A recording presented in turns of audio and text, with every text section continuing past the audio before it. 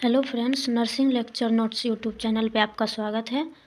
आज हम देखेंगे साइकोलॉजी एंड सोशियोलॉजी का क्वेश्चन आंसर। हमारा आज का क्वेश्चन है एडजस्टमेंट। एडजस्टमेंट क्या होता है? प्रत्येक व्यक्ति को अपने संपूर्ण जीवन काल में कुछ न कुछ समस्या और कठिनाइयों का सामना करना पड़ता है। समायोजन इन्हीं परिस्थितियों को सुव्यवस्थित ढंग से अनुकूल बनाने की प्रक्रिया है। प्रत्येक व्यक्ति, हर एक व्यक्ति के लाइफ में कुछ न कुछ समस्या, कठिनाई, प्रॉब्लम्स, ये सभी आता ही आता है।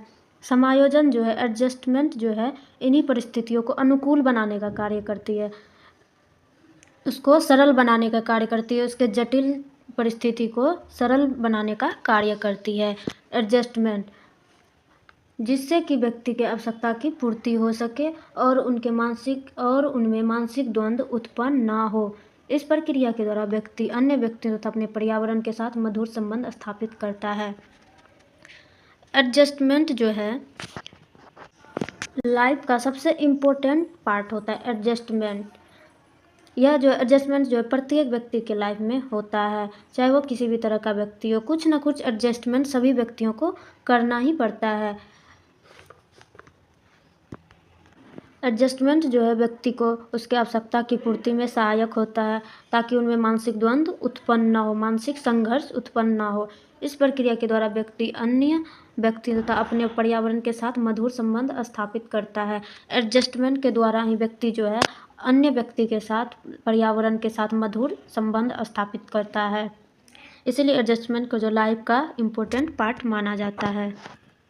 एडजस्टमेंट को जो है बहुत सारे वैज्ञानिक ने बहुत तरीके से डिफाइन किया है।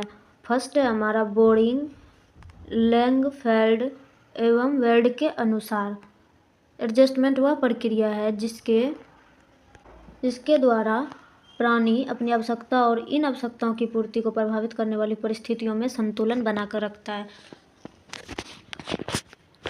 गेट्स के अनुसार समायोजन निरंतर चलने वाली प्रक्रिया होती है।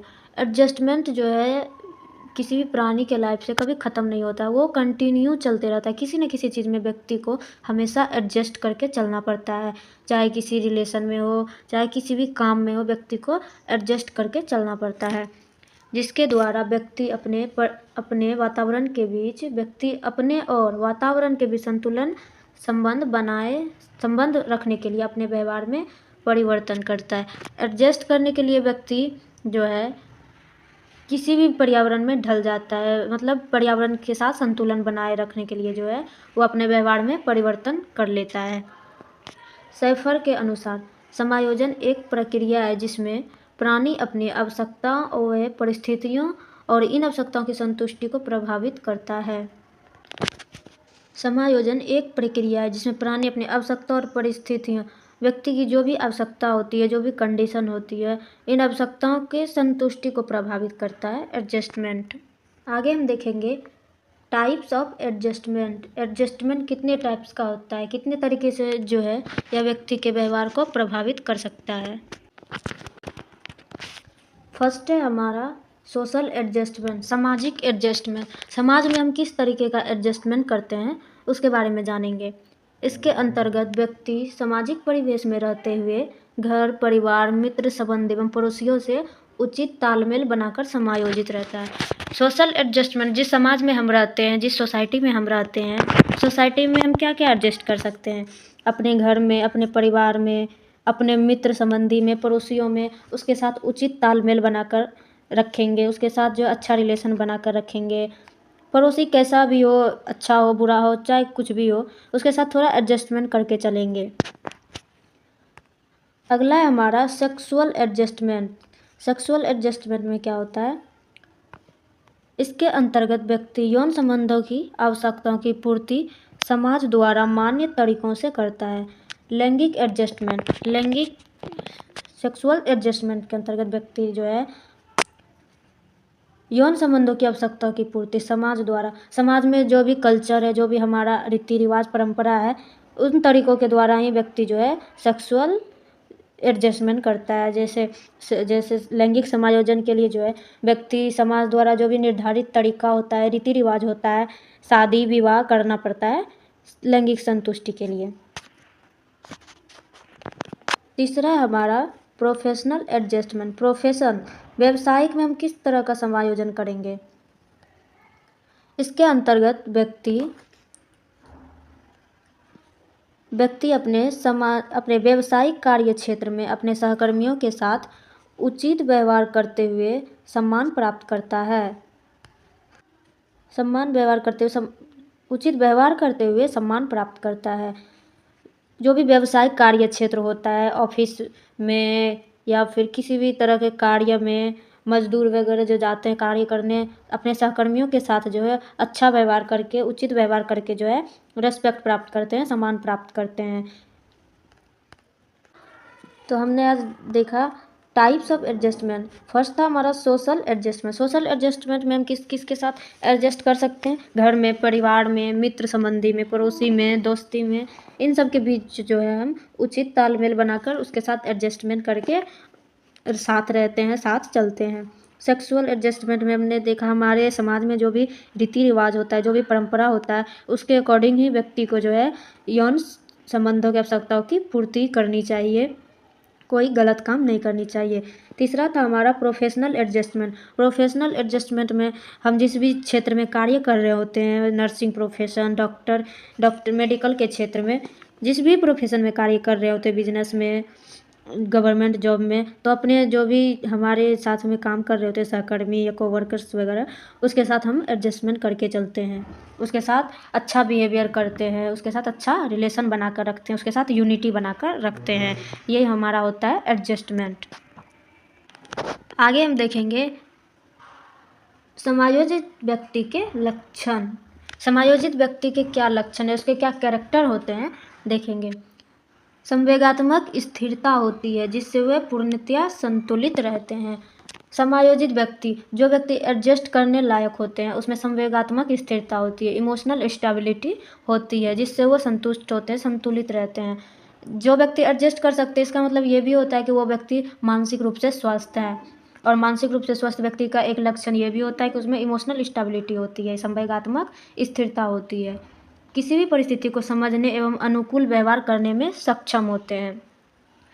किसी भी कंडीशन को समझने में एडजस्ट करने वाले जो व्यक्ति होते हैं वो किसी भी कंडीशन को समझते हैं और बहुत ही स्वाभाविक तरीके से कार्य करते हैं, बिना किसी उलझन के कार्य करते हैं।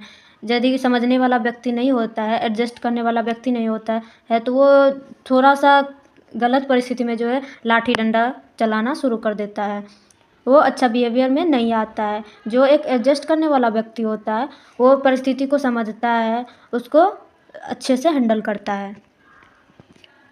हमारा तीसरा पॉइंट है वो जिस समाज में आते हैं उसी के व्यवहार मानदंड को सरलता से अपनाकर उसके साथ सामंजस्य स्थापित कर लेते हैं। कोई भी व्यक्ति हो, वो जिस भी समाज में आते हैं, जिस भी समाज में रह रहे हैं, उसके व्यवहार को, उसके मानदंड को, वहाँ के क्या नियम है, क्या रूल है, उसको सरलता से अपना लेते हैं और उसके साथ एडजस्टमेंट स्थापित कर लेते हैं। और ज़्यादा गलत बिहेवियर नहीं करते हैं, अपने आप को कुछ गलत तरीके से जो है लोगों को परेशान नहीं करते हैं। अगला पॉइंट हमारा ये अपनी योग्यता क्षमता के अनुसार कार्य करते हैं। ये अपनी योग्यता एवं क्षमता के अनुसार कार्य करते हैं, ये गलत है। ये अपनी योग्यता एवं क्षमता के अनुसार कार्य करते हैं। और जिस भी योग्य होते हैं व्यक्ति, वो अपनी क्षमता के अनुसार कार्य करते हैं, अपनी उपलब्धि से संतुष्ट और सुखी होते हैं। अपनी उपलब्धि, उसके पास जो भी है उसमें भी वो संतुष्ट होते हैं, सुखी होते हैं। अपनी आकांक्षाओं की पूर्ति हेतु नियोजित ढंग से कार्य करते हैं और लक्ष्य प्राप्ति के मार्ग में आने वाले बाधा से नहीं घबराते हैं। एडजस्ट करने वाले व्यक्ति जो अपनी आकांक्षाओं की पूर्ति के लिए, अपने लक्ष्य की प्राप्ति के लिए जो है अपने कार्य करते रहते हैं। अपने मार्ग में जो भी उस बाधा आती है उससे घबराते नहीं हैं, उससे जो है दूर नहीं भागते हैं। तो एडजस्टमेंट करने वाले व्यक्ति के ये सभी लक्षण होते हैं। उसमें संवेगात्मक स्थिरता होती है, किसी भी परिस्थिति को वो अच्छे तरीके से समझते हैं और हैंडल करते हैं। और जिस भी समाज में रहते हैं उसके व्यवहार मानदंड को सरलता से स्वीकार कर लेते हैं। वे अपनी योग्यता एवं क्षमता के अनुसार कार्य करते हैं, अपनी उपलब्धि से संतुष्ट और सुखी होते हैं और अपनी आकांक्षाओं की पूर्ति के लिए वो अपना कार्य करते रहते हैं और अपने मार्ग में आने वाले बाधा से वो नहीं घबराते हैं। ये था हमारा समायोजित व्यक्ति के लक्षण। आगे का पॉइंट है, समाज के प्रत्येक व्यक्ति का ध्यान रखते हैं। एक अच्छे व्यक्ति जो होते हैं, एडजस्ट करने वाले व्यक्ति होते हैं, वो समाज के प्रत्येक व्यक्ति का ध्यान रखते हैं, किसी के साथ गंदा बिहेवियर नहीं करते हैं, अपनी गलतियों एवं असफलता का दोषारोपण दूसरों पर नहीं करते हैं। एक अच्छा इंसान जो होता है, एक अच्छा व्यक्ति जो होता है, अपनी गलतियों को जो दूसरों पर नहीं थोपते हैं, अपने में जो वो सक्सेस नहीं हो पाता, वो सफल हो जाता है तो इसका दोष वो दूसरों पर नहीं करके वो अपने आप पर देता है और फिर से वो मेहनत करता है। अपनी असफलता का जो दोषारोपण दूसरों पर नहीं करता है, अपनी गलतियों को वो एक्सेप्ट करता है। आगे बढ़ने के लिए प्रयत्नशील होते हैं, वो आगे बढ़ने के लिए हमेशा कोशिश करता है, हमेशा प्रयत्न करते रहता है। इनमें किसी भी प्रकार की हीन भावना नहीं होती है, किसी भी तरह की जो है नेगेटिविटी नहीं होती है, नेगेटिव विचार नहीं होते हैं, हीन भावना नहीं होती है। ये हमेशा अच्छे काम के लिए आगे बढ़ते रहते हैं। आगे है हमारा माल एडजस्टमेंट। एडजस्टमेंट का जस्ट उल्टा होता है माल एडजस्टमेंट, कुसमायोजन। समायोजन का उल्टा कुसमायोजन। समायोजन में व्यक्ति जो है किसी भी कंडीशन में जो है दूसरे व्यक्ति के साथ, वातावरण के साथ मधुर संबंध स्थापित कर लेता है, लेकिन कुसमायोजन वाले व्यक्ति जो है वो एक दूसरे के साथ संबंध स्थापित नहीं कर पाता है, एडजस्ट नहीं कर पाता है, वो घबरा जाता है। तो आज हम इसका डेफिनेशन देखेंगे। कुसमायोजन वह प्रक्रिया है जिसमें व्यक्ति जैविक, मनोवैज्ञानिक और सामाजिक आवश्यकताओं को सफलतापूर्वक संतुष्ट नहीं कर पाता है। कुसमायोजन एक ऐसी प्रक्रिया होती है जिसमें जो है व्यक्ति जैविक मतलब बायोलॉजिकल, साइकोलॉजिकल और सामाजिक आवश्यकताओं को सफलतापूर्वक जो है संतुष्ट नहीं कर पाता है, उसे सेटिस्फाई नहीं कर पाता है। यह व्यक्तिगत आवश्यकता और समाज की आशानुरूप आवश्यकताओं के मध्य संतुलन नहीं रख पाता है और उसका मनोशारीरिक सामंजस्य बिगड़ जाता है। एडजस्टमेंट का उल्टा मैंने जस्ट बताया माल एडजस्टमेंट। माल एडजस्टमेंट में व्यक्ति क्या करता है, वो ना तो जैविक, मनोवैज्ञानिक और सामाजिक किसी भी रूप से जो है वो संतुष्ट नहीं कर पाता है, वो एडजस्ट नहीं कर पाता है। यह व्यक्ति आवश्यकता और समाज के आशानुरूप आवश्यकता के मध्य जो संतुलन नहीं रख पाता है और उसका मनोशारीरिक सामंजस्य बिगड़ जाता है। किसी भी चीज़ के साथ जो है ऐसे व्यक्ति एडजस्ट नहीं कर पाते हैं, चाहे वह व्यक्तिगत आवश्यकता हो, खुद की आवश्यकता हो या समाज की आवश्यकता हो, किसी भी तरह की आवश्यकता हो उसके साथ एडजस्ट नहीं कर पाता है। आगे देखेंगे हम causes of maladjustment. Maladjustment कुसमायोजन के क्या कारण है, क्यों नहीं व्यक्ति जो है एक दूसरे के साथ एडजस्टमेंट कर पाते हैं, उसका क्या क्या कारण हो सकता है देखेंगे। शारीरिक एवं भौतिक आवश्यकताओं से उत्पन्न समस्या। शारीरिक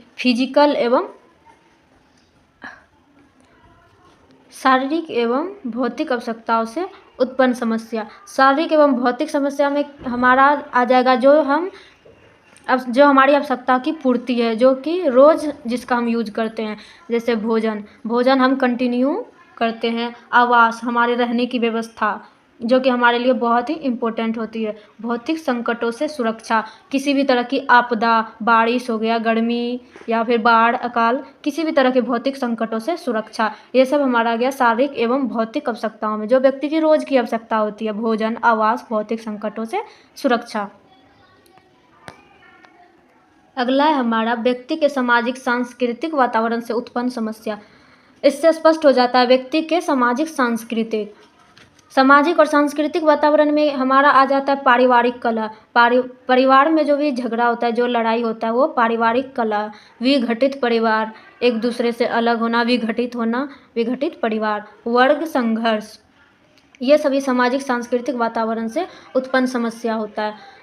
मान लीजिए किसी के फैमिली में अच्छा रिलेशन नहीं है, ज्वाइंट फैमिली है, हमेशा झगड़ा लड़ाई होते रहता है, तो ऐसे व्यक्ति जो है थोड़ा सा डिस्टर्ब रहते हैं, तो वह जल्दी जो है एक दूसरे के साथ अच्छा रिलेशन नहीं बना पाते हैं, एडजस्ट नहीं कर पाते हैं दूसरे के साथ, क्योंकि उसके मन में कुछ ना कुछ चलते रहता है। पारिवारिक कलह, विघटित परिवार, वर्ग संघर्ष इत्यादि जो है सामाजिक सांस्कृतिक वातावरण से उत्पन्न समस्या होती है, जिसके कारण व्यक्ति एडजस्ट नहीं कर पाता है। मनोवैज्ञानिक आवश्यकताओं से उत्पन्न समस्या। मनोवैज्ञानिक आवश्यकता में हमारा हो जाएगा सुख सुविधा, स्वतंत्रता, कष्ट से मुक्ति। स्वतंत्रता मनोवैज्ञानिक आवश्यकताओं में क्या हो जाएगा हमारा स्वतंत्रता। यदि हम स्वतंत्र नहीं हैं, किसी भी तरीके से स्वतंत्र नहीं हैं, तो इससे भी जो व्यक्ति डिस्टर्ब हो जाता है थोड़ा सा, तो वो एडजस्ट नहीं कर पाता है। कष्ट से मुक्ति और सफलता, आत्मसम्मान, सुरक्षा, प्यार सने की आवश्यकता। यदि किसी व्यक्ति में मनोवैज्ञानिक आवश्यकता से उत्पन्न समस्या है, मनोवैज्ञानिक आवश्यकता में हो जाता है मन का विज्ञान। मन को किस किस चीज़ की ज़रूरत होती है? सुरक्षा की ज़रूरत होती है, आत्मसम्मान। यदि किसी व्यक्ति को आत्मसम्मान में नहीं मिलता है, सेल्फ रिस्पेक्ट नहीं मिलता है, तो वो थोड़ा सा चिड़चिड़े टाइप के होते हैं, वो अलग ही टाइप का इंसान होता है, वो खुश नहीं रहता है, दुखी होता है, उसका मन जो है इधर से उधर भटकता रहता है, कुछ से कुछ सोचता रहता है। सीधा सा मतलब है वो खुश नहीं रहता है। प्यार स्नेह की आवश्यकता।